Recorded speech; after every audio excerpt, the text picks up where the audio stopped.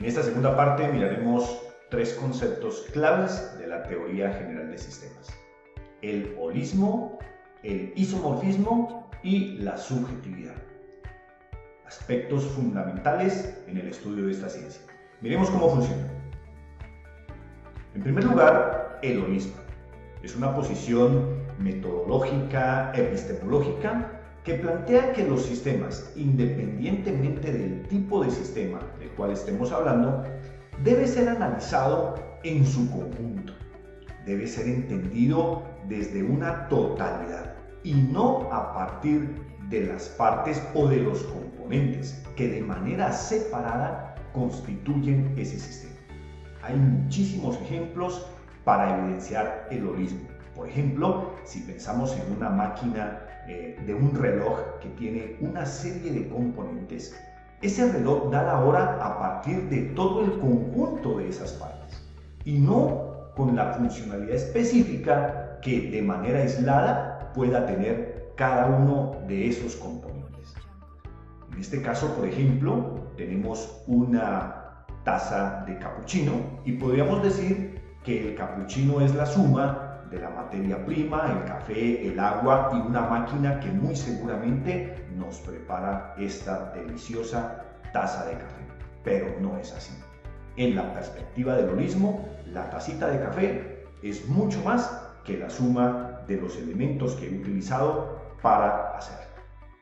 Esta perspectiva del holismo ha sido muy bien establecida por el señor Jean-Claude Smuts, que plantea que desde la perspectiva de la teoría general de sistemas, es una tendencia que tiene la naturaleza a crear sistemas cada vez más complejos y que esos sistemas más complejos están constituidos por unos sistemas que son mucho más básicos.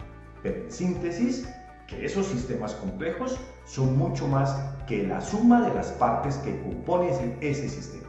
Eso es importantísimo desde la teoría general de sistemas. Un elemento clave también que se maneja en esta tendencia es el isomorfismo. ¿En qué consiste el isomorfismo? El isomorfismo es un principio, una ley, un concepto, una teoría que plantea que un determinado elemento puede ser aplicado en diferentes ciencias, en diferentes sistemas. Y esa es la perspectiva básica de la teoría general de sistemas.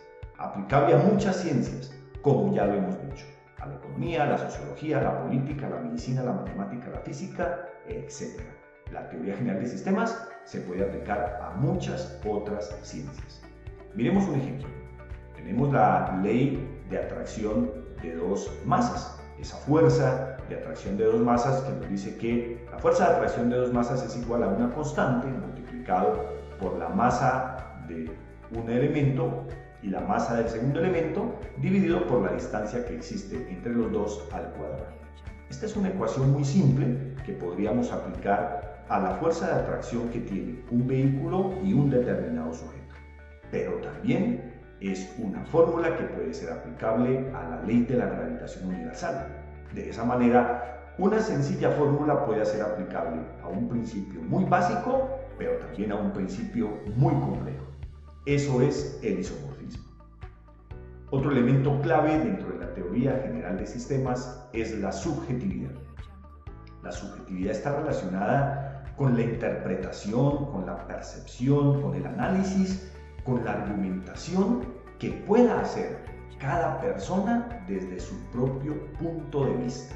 Es decir, y que valga la redundancia, la subjetividad depende de la perspectiva del sujeto. Aquí vemos un ejemplo bastante interesante. Tenemos dos personas, una señorita al lado izquierdo, un señor al lado derecho. Los dos ven un mismo fenómeno, interpretado en este caso por un gatito, y para la señora, ella interpreta ese gatito como un animal mimoso, el cual puede estar de manera cariñosa, durmiendo en un espacio muy chévere, brindando compañía, mientras que para el señor, el gatito puede ser un arma que le ayude a combatir a algunos roedores. Todo depende de la perspectiva, de la visión y de la subjetividad que tenga cada persona. Cuando hablamos de subjetividad, hablamos de perspectiva. Y esto es muy importante. Analicemos el siguiente ejemplo. En la ciudad de Popayán hay 3 policías por cada uno de sus habitantes.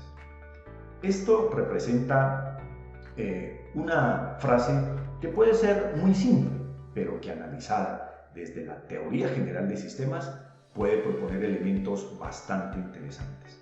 Para poder analizar la frase tendremos que pensarlo desde 3 tipos de perspectivas.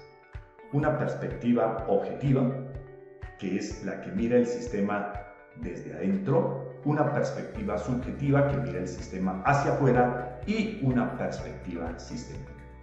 Si regresamos entonces a la frase, podríamos decir que desde una perspectiva subjetiva, lo que estamos haciendo es lo que podría especificar una persona que no conoce a la ciudad, una persona que vive en una ciudad distante, como por ejemplo Cali, podría decir, lo que pasa es que Popayán es una ciudad muy segura, porque por cada uno de sus habitantes hay 3 policías. Una mirada objetiva, ¿qué diría? Lo objetivo somos, o podríamos opinar desde una perspectiva objetiva, las personas que vivimos en Popayán. Podríamos decir entonces, no señor, Popayán es una ciudad muy insegura porque necesitamos de 3 policías para que nos cuiden a cada una de las personas que habitamos la ciudad. Esa es una gran diferencia entre la perspectiva subjetiva y la perspectiva objetiva. Para tratar de dirimir estas 2 posiciones existe la perspectiva sistémica, fundamentada en el pensamiento sistémico con base en lo que propone la teoría general de sistemas. ¿Qué podríamos decir? Podríamos decir que Popayán es una ciudad, desde esta perspectiva, que tiene aproximadamente 380.000 habitantes, que se ha visto influenciada, visitada, recorrida, por ejemplo, por personas migrantes que atraviesan la ciudad en su trayecto hacia otros países, que eso ha generado una serie de problemas sociales que han contribuido con algunos problemas de inseguridad, que tenemos también algunos elementos propios del desempleo, los cuales han llevado a incrementar también los problemas de seguridad, pero que de una o de otra forma las personas que reglamentan la ciudad, nuestros gobernantes, han tratado de mitigar estos elementos. La perspectiva sistémica que pudiéramos hacer a la evidencia de la frase especifica detalles, especifica cifras, especifica elementos que pueden ser tenidos en cuenta para entender ese problema. Como vemos, la perspectiva sistémica fundamentada en la teoría general de sistemas va más allá de una mirada subjetiva o de una mirada objetiva. Propone cifras, propone datos que traten de identificar la problemática, las causas de ese problema y de esta manera solucionar el inconveniente o al menos proponer unas soluciones empíricas para atacar la situación que nos afecta. Muchas gracias.